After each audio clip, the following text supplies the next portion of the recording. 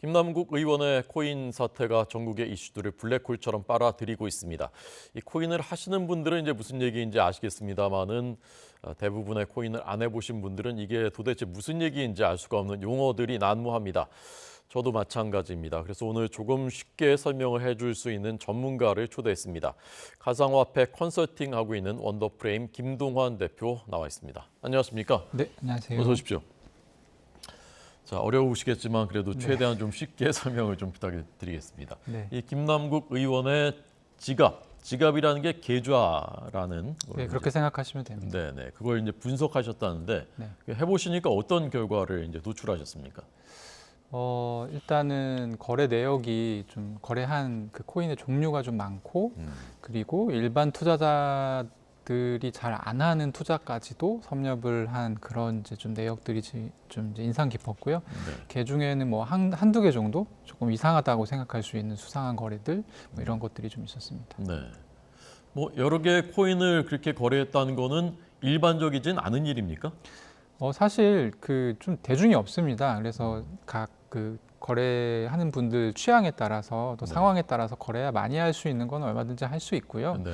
근데 김남국 의원 같은 경우는 저 혼자서 이제 분석을 했다기보다는 네. 저 이제 지인들이랑 같이 이제 지갑을 좀 봤는데요.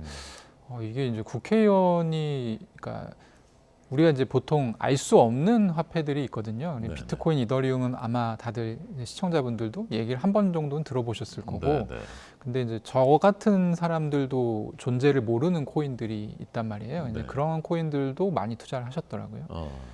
그러면 시장 전문가들 입장에서 봤을 때는 그런 코인에 투자했다라는 것은 어떤 것으로 이제 추정이 되는 겁니까? 어떤 의도로?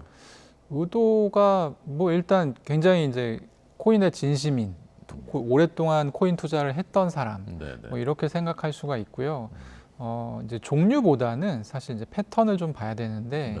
가령 전혀 이제 유명하지 않은 그러니까 좀 여기는 원금 손실 가능성이 굉장히 큰 코인에 뭉칫돈이 들어간다던가 이런 것들은 사실 이제 내부자 정보와 관련이 있을 가능성이 있기 때문에 그런 부분들에 대해서 이제 그러니까 코인이라고 하면 좀 다들 어렵게 생각하시잖아요. 네, 그런 네. 게 아니라 그냥 누가 봐도 저희가 봐도 이거에 돈이 이렇게 많이 들어가는 건 좀 이상하다.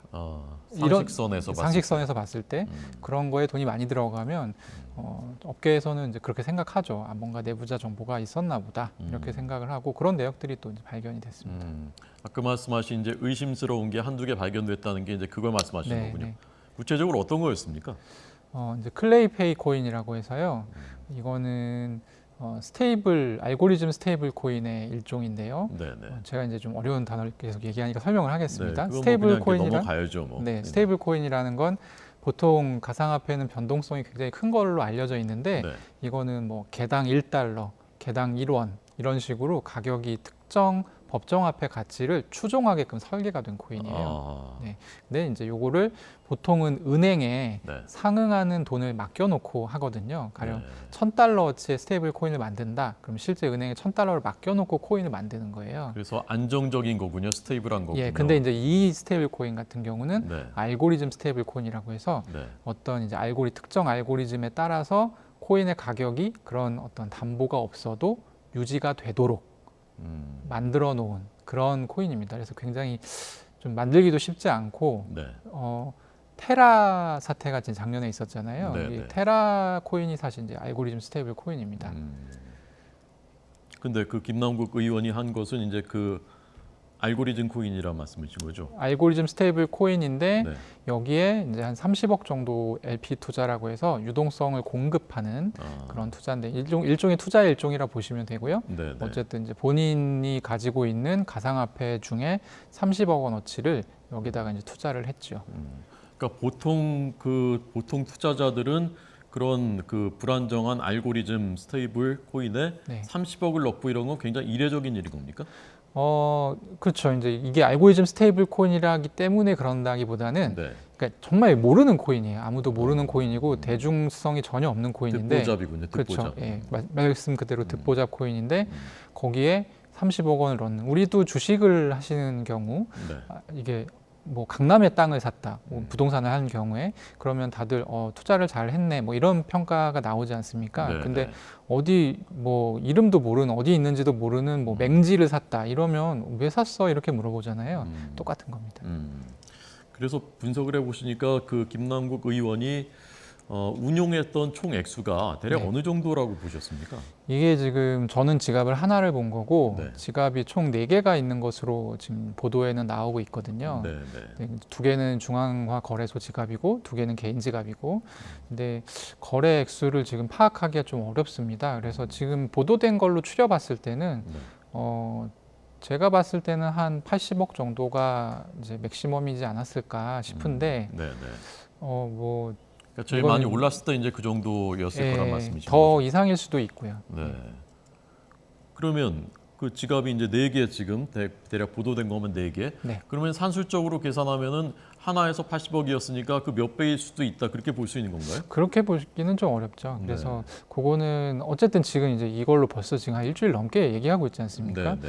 그래서 국민들이 생각하는 눈높이는 사실 간단하다고 생각합니다. 네. 얼마가 들어갔고 얼마를 벌었는지, 음. 그리고 이제 신고를 안 했던 부분은 제도적으로 고치면 되는 것이고요. 네, 네. 그런데 가장 기본적인 정보를 지금 주지 않고 있기 때문에 그러니까 뭐 무슨 코인을 어떻게, 그러니까 자금 출처라든지 이런 부분들은 사실 국회의원으로서 당연히 좀 공개를 해야 되는 부분이잖아요. 네, 네. 그런 부분들에 대한 공개가 먼저 좀 우선시 돼야 네. 그 다음에 이 사람이 뭐 얼마에 벌었고 그 얘기가 나올 수 있는 것이죠. 네.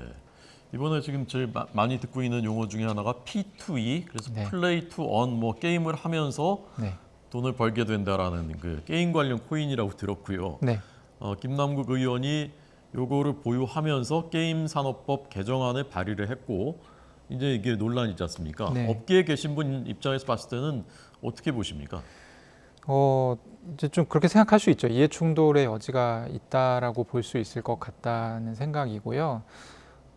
사실 이제 몰랐어요. 김남국 의원이 그렇게 코인을 열심히 했는지를. 예, 몰랐죠. 네, 그래서 이런 부분은 이제 좀 다음에는 발생하지 않도록 네, 미리미리 이제 이해 충돌이 있다는 거를 지금 모두가 알게 됐잖아요. 네, 네. 네, 좀 어떻게 해야 되지 않을까 싶습니다. 그 전에도 이 P2E라는 게 좀 많이 화두가 됐었던 겁니까? 코인 업계에서? 그럼요. 2021년, 22년 이때 굉장히 세계적으로 네.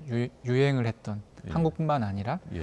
그래서 상당히 이제 유행했던 섹터고요. 네. 네. 그 김남국 의원도 굉장히 유행했던 섹터를 잘 편승해서 투자 수익을 봤다고 볼 수 있습니다. 네. 근데 이게 입법이 필요한 부분이었나 보죠. 그런데 입법 로비 얘기가 나온 게. 한국에서는 네. P2E 게임을 서비스하는 게 불법이거든요. 그 세계에서 2군데가 불법인데 크게 뭐 중국하고 주요국 중에서는 한국 정도가 P2E 서비스가 불법으로 되어 있고요. 네. 그래서 뭐 위메이드라든지 한국에서 P2E 게임을 만드는 회사들이 대부분 만든 서비스를 한국인 사용자들한테 서비스를 못 하고요. 네. 이 게임을 하기 위해서는 이제 VPN이라든지 그런 IP 우회 서비스를 써서 다른 국가에 있는 유저인 것처럼 해야 그 게임을 사용할 수가 있습니다. 그런 상황이기 때문에 네, 네. 입법 로비가 돼서 가령 P2E가 합법으로 영역으로 들어오게 된다라고 하면 네, 네. 사실 이제 게임사 입장에서는 이익이 좀 크게 기대해 볼 수 있는 그런 상황이죠. 그럼 P2E라는 것 자체가 그게 이제 불법인데 법이 인정하지 않은 건데 그 관련된 코인을 거래하는 건 그건 괜찮은 겁니까? 그거는 뭐 큰 상관이 없는 걸로 알고 있습니다. 네. 그래서 이제 실제로 업비트라든지 빗썸이라든지 이런 대형 국내 암호화폐 거래소에도 뭐 위믹스 코인이라든지 이런 것들이 상장이 됐었고요. 예. 게임을 해서 돈을 버는 행위는 이제 불법이지만 사실 네. 코인을 거래하는 것은 괜찮은 것으로. 예. 그래서 그 당시에도 그 업계에서 그런 식의 이제 법을 만들기 위해서 로비를 많이 했다 그런 얘기들이 많이 파다하게 돌았었다고 하는데 그건 맞습니까? 그건 좀 이제 좀 봐야 될 것 같습니다. 이게 사실 이제 로비를 했다라고 주장을 하시는 분들이 있고, 네, 네. 그리고 또 저는 로비를 했다고 하더라도 사실 지금 논의되고 있는 것들은 뭐 이 게임 코인을 이제 국회의원한테 주고 뭐 이런 식으로 했다는 얘기가 돌고 있잖아요. 네, 네. 그러니까 대기업이니까 게임사들이 당연히 어떤 로비 활동이나 대관 활동을 하는 것은 굉장히 자연스럽고 네. 그것이 뭐 나쁜 거라고 생각되지는 않습니다. 합법적인 대관 활동은 할 수 있는 거죠. 네, 근데 이 게임사들이 어쨌든 코인에 대한 이해를 하고 있는데 그걸 코인으로 줬을 것 같지는 않거든요. 지금 보시면 그 개인 계좌 하나를 털었는데 지금 일주일째 뉴스가 나오고 있지 않습니까? 네, 김남국 의원에. 예. 마찬가지로 김남국 의원에게 어떤 코인을 그 게임 코인으로 줬다라고 하면 그것은 금방 알 수 있거든요. 그리고 이제 준 사람이 특정이 되잖아요. 네. 게임 회사로 특정이 되는 거기 때문에 그거는 너무 투명해서 사실 그런 방법으로 로비를 했을 것 같지는 않습니다. 네. 민주당에서 이제 진상 조사를 하면서 에어드랍 이것도 네. 이제 저 처음 들어본 말입니다만은 네. 그냥 이제 무상으로 처음에 주는 뭐 그런 개념이라고 하는데 그거는 확인을 했다고 하더군요. 네. 또 누가 김남국 의원이요? 네, 김남국 의원한테 에어드랍을 했다는 아, 거죠. 에어드랍. 그래서 이제 해명을 했었는데요. 에어드랍이 뭐라고 생각하시면 되냐면 네. 그 마트 같은 데서 우리가 우유 같은 거 사면 네, 옆에 이렇게 테이프로 붙여주잖아요. 네, 네. 이런 거라고 생각하시면 됩니다. 일종의 덤인데 그래서 이 저희가 서비스를 냈는데 한번 사용해 보시고 코인을 드릴 테니까 괜찮다고 하면 뭐 계속 사용해 주세요. 약간 이런 의미의 어떤 마케팅 수단으로 처음에 시작이 됐고요. 네, 네. 그리고 어떤 게임 같은 것을 할 때 그 다음 게임을 이제 또 그 같이 하기 쉽잖아요. 원래 어떤 게임사의 게임을 하면 그래서 이제 그런 식으로 마케팅 활동으로 많이 사용이 되고요. 네. 에어드랍 논란은 한 가지만 보면 됩니다. 이 에어드랍이 네. 김남국 의원한테만 간 것인지 아니면 비슷한 시기에 어떤 특정 조건을 충족하는 많은 다수의 사람들한테 간 것인지를 보면 이게 로비인지 아닌지 이런 부분은 명확해진다고 봅니다. 네. 그 규모 그러니까 액수하고는 상관이 없습니까? 지금 저기 보기에는 이제 소액의 가상자산을 무료로 지급하는 것이다 이렇게 했는데 네. 그 액수가 크다면 좀 어떻게 되는 겁니까? 조금 애매한 게요. 그 에어드랍을 받은 후에 네. 가격이 폭등하는 경우가 있거든요. 그리고 이제 그것들을 쉽게 예상할 수가 있습니다. 그런 네. 경우들이 몇 차례 반복됐기 때문에 그런 이유 때문에 에어드랍을 받기 위해서 특정 어떤 코인 업체가 만든 지갑을 사용하거나 서비스를 사용하는, 그러니까 의미가 없는 흔적을 남기는, 사용했다는 흔적을 남기는 그런 투자자들도 있기 때문에 네. 사실 이제 이후의 액수, 이걸 받았는데 이게 얼마치가 됐다, 이거는 큰 의미는 없고요. 역시 이제 중요한 거는 형평성, 이 사람한테만 갔는가, 아니면 그 조건을 만족하는 사람 모두에게 갔는가, 이게 굉장히 중요합니다. 또는 가격이 이제 받은 다음에 급등하는 과정에서 거기에 뭐 부당한 뭔가가 있지는 않았는가. 네, 내부 그런 정보나 부분도 그런 살펴볼 수 확인해야 있죠. 되겠군요. 네네. 김남국 의원은 그 부분에 대해서 부당한 취득이 아니었다라고 하면서 클레이 스왑이라는 가상화폐 예치 서비스를 통한 것이었다라고 말을 했는데 이건 무슨 뜻입니까 이게? 클레이 스왑이라고 해서요. 네. 아까 이제 업비트, 빗썸 등의 이제 암호화폐 거래소를 제가 얘기를 했는데 이것은 기업이 운영하는 이 암호화폐, 가상화폐 거래소입니다. 클레이 스왑 같은 경우는 기업이 운영하지 않고 어떤 프로그램이나 이제 프로토콜이 인터넷 공간에 이렇게 허공에 둥둥 떠 있으면 사람들이 거기에 접속을 해서 네. 자기가 바꾸고 싶은 코인을 바꾸는 그런 일종의 저희는 그걸 탈중앙화 거래소라고 부르는데요. 그러니까 기업이 운영하지 않고 어떤 프로그램을 통해서 이제 P2P 방식으로 돈이 오가는 그런 거래소라고 보시면 되겠습니다. 네. 그러니까 이렇게 쓰면은 이게 법적으로 문제가 없는 건 맞는 겁니까?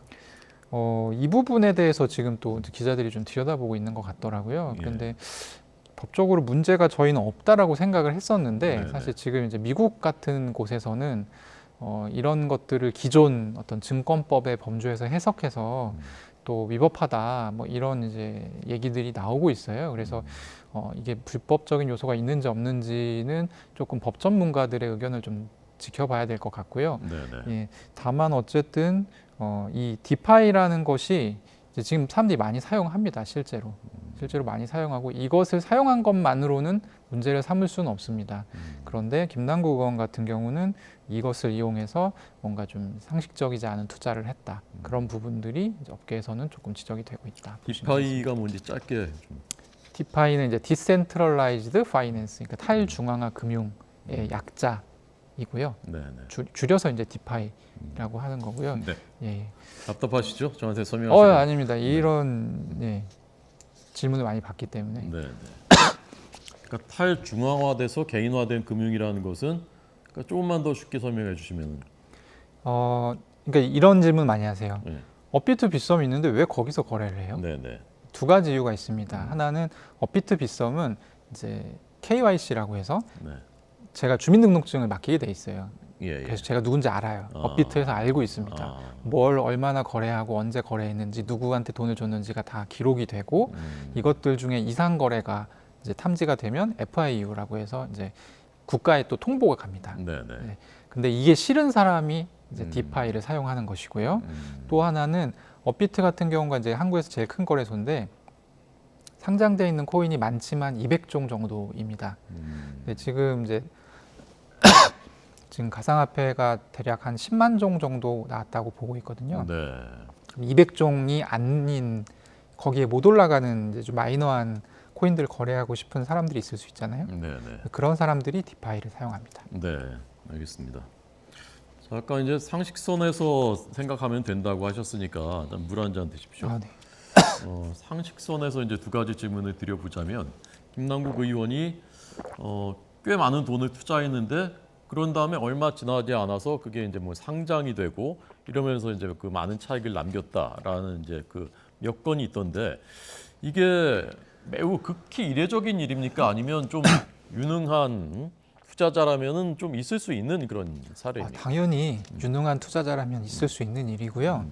그런데 이제 김남국 이 의원은 일반 투자자가 아니라 국회의원이잖아요. 네, 네. 그렇기 때문에 사실 이제 일반인한테 가서 너 이거 투자했던데 내부 정보 이용한 거 아니냐 다짜고짜 물으면 이제 싸움 나죠. 근데 이제 국회의원한테는 저희가 그런 질문을 할 수 있지 않습니까? 네, 네. 근데 이제 이렇게 물어보면 국회의원은 거기에 대해서 본인이 이제 거리낄 게 없다라고 하면 해명을 하면 되는데 지금 이제 해명을 한 것이 좀 불충분했고 그리고 주요한 의혹들에 대해서 이제 해명이 안 나오고 있어요. 아까 얘기하신 에어드랍 같은 경우는 저는 크게 문제가 없다는 입장이었는데 에어드랍은 그래서 바로 해명이 나왔거든요. 김남국 의원도 바로 해명을 했었고 또 어떤 내부 정보 이용이라든지 네. 그런 석연치 않은 거래에 대해서는 지금 좀 해명이 안 나오고 있는 것이 네. 어떻게 보면은 좀 의혹을 좀 본인이 증폭시키고 있는 그런 행위가 아닌가 생각합니다. 네. 김남국 의원이 오늘 그 유튜브에 출연해서 상임위 활동하는 시간에 그 거래한 것은 이제 잘못했다. 네. 그렇지만 이제 몇천 원짜리 이렇게 한 거다라고 했던데 그건 어떻게 보십니까? 그러니까 이제 이 본인이 이제 본인의 행동에 뭐가 사람들이 문제라고 생각하는지 지금 이해를 못 하고 계신 것 같아요. 네. 그러니까 몇천 원을 했던 몇만 원을 했던 그 시간은 의정 활동 중에서도 굉장히 핵심적인 시간인 것이고 그분을 뽑아준 입장에서는 열심히 의정 활동을 해야 되는 시간인 거잖아요. 근데 그때 뭐 그럼 뭐 몇백 원 하면 괜찮습니까? 몇만 원 하면 문제가 되고 그런 게 아니잖아요. 그런데 그렇게 해명을 하는 것은 좀 지금 포인트를 잘못 잡고 있다 이런 생각이 듭니다. 네. 이 정도의 그 이제 들여다 보시니까 이 정도가 되면은 아마 폰을 손에서 놓기 어려운 지경이었을 것이다라고 말씀하셨던데 네. 어떤 의미입니까?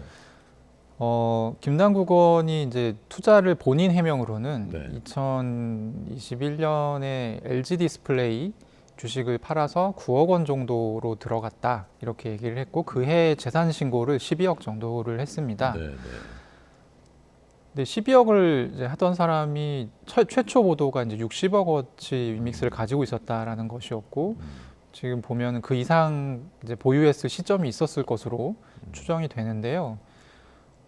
10억 갖고 있던 사람이 이제 쉽게 얘기하면 재산이 60억으로 늘어났습니다. 그러면 이제 그 사람이 그릇이라는 게 있잖아요. 이게 저는 주변에서 많이 보거든요. 네, 그래서 네.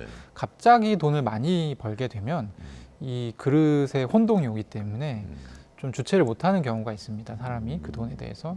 김남국 의원 같은 경우도 그런 이제 특히 가상화폐는 변동성이 굉장히 심하거든요. 네, 네. 전 재산이 한때 10억이었던 사람이 하루에도 막 재산이 1, 2억씩 변동이 된다고 하면 당연히 동요가 있을 것이고 핸드폰에서 손을 놓기가 어렵죠. 저 또한 그런 경험이 있습니다. 비슷한 경험이. 네.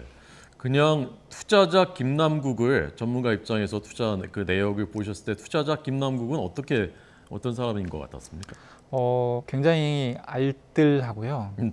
예, 그리고 열심히 투자를 하셨습니다. 그래서 제가 이 얘기를 가면은 꼭 하는데요. 네. 지금 사실 이제 상임위 뭐 이런 데서 거래를 한 내역이 발각이 돼서 지금 논란이 됐잖아요. 크게. 네. 근데 사실 제가 지갑 보면 대부분의 이 거래가 주말 밤에 이루어집니다. 그 얘기는 뭐 주중에 하고 뭐 주말에 거래를 하고 이런 식으로 사셨던 것 같아요. 그래서 저는 일단 열심히 투자를 했던 투자자다 이렇게 얘기하고 싶고 다만 그 안에 굉장히 석연치 않은 거래가 있기 때문에 제가 아까 얘기했던 30억 투자라든지 네. 이런 부분들은 내부 정보를 이용했을 수도 있고 김남국원이 피해자일 수도 있습니다. 일종의 지인 투자 사기 같은 걸 당했을 가능성도 있고요. 네. 그리고 가장 이제 좀 국민들의 입장에서 최악의 경우는 이 사람이 이 프로젝트를 같이 했을 가능성도 있죠.